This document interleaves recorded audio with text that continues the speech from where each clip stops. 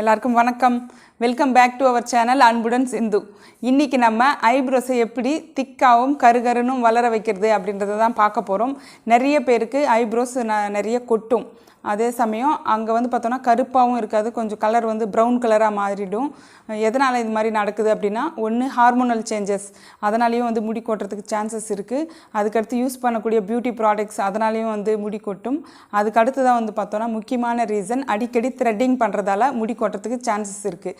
ஏன்னா நிறைய த்ரெட்டிங் பண்ணுறப்போ முடி போகும், திரும்பி மறுபடியும் த்ரெட்டிங் பண்ணுறப்போ கொஞ்சம் கொஞ்சமாக ஒரு லைன் போயிட்டே இருக்கும்.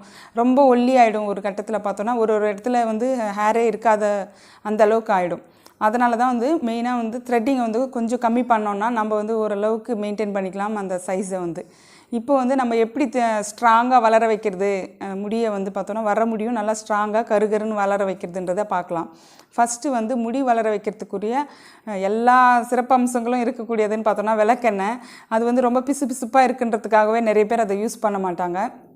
நம்ம ஐப்ரோஸில் ஒரு சொட்டு அளவுக்கு எடுத்தால் போதும். ஒரு சொட்டு எடுத்து நல்லா கையில் ரப் பண்ணிவிட்டு நம்ம 2 ஐப்ரோஸ்லையும் நல்லா மசாஜ் பண்ணி விட்டுட்டு, ஓவர் நைட் விட்டாலும் சரி, நைட்டு போட்டுட்டு காலையில் நம்ம வாஷ் பண்ணிக்கலாம்.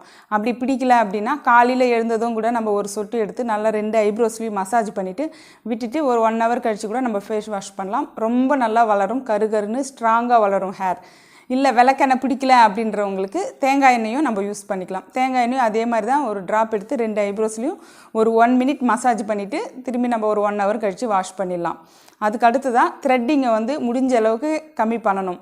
கொஞ்சம் நல்லா வளர்ந்த பிறகு கொஞ்சம் போய் நம்ம த்ரெட்டிங் பண்ணோன்னா ஹேர் நல்லா திக்காகவே நம்ம மெயின்டைன் பண்ணிக்கலாம்.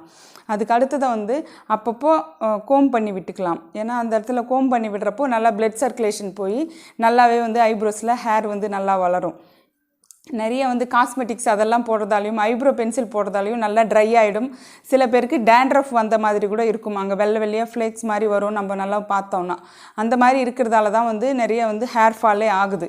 அதுக்கு தான் மெயினான ஒரு ரெமிடி நம்ம இந்த விளக்கெண்ணையும் தேங்காய் எண்ணெயும் நம்ம ரெகுலராக யூஸ் பண்ணுறப்போ நல்லாவே நம்மளுக்கு முடி வளரும். இப்போ பார்த்தோன்னா மெயினாக நம்ம பண்ண வேண்டியது, முடிஞ்ச அளவுக்கு ஐப்ரோஸை த்ரெட்டிங் பண்ணுறதை கம்மி பண்ணலாம். விளக்கெண்ணெய் இல்லை தேங்காய் எண்ணெய் ரெண்டுத்தையும் மாற்றியும் இல்லை 2 விளக்கெண்ணெய் பண்ணோன்னா ரொம்ப பெஸ்ட்டாக இருக்கும். மசாஜ் பண்ணலாம் ஐப்ரோஸில். அதுக்கு அடுத்து தான் பார்த்தோன்னா கோம் பண்ணி விடுறது. அங்கே நல்லா கோம் பண்ணி விட்டோன்னா நல்லா பிளட் சர்க்குலேஷன் போயிட்டு ஐப்ரோஸில் முடி நல்லா திக்காகவும் ஸ்ட்ராங்காகவும் கருகருன்னு வளரும். இது நீங்கள் ஒரு 1 month தொடர்ந்து விளக்கெண்ணெயை நல்லா அப்ளை பண்ணி பாருங்கள்.